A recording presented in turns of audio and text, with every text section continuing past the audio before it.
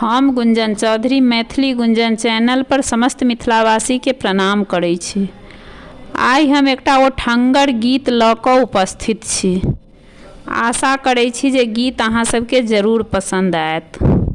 ओठो ओठो यो सरकार, कोटो ओठंगर में धान, आजो अछि शुभ काज जनकपुर में, आजो अछि शुभ काज जनकपुर में। सीता लेलनि अवतार, केलनि मिथिला में संचार, सुनियौ राम कुमार जनकपुर में, सुनियौ राम कुमार जनकपुर में।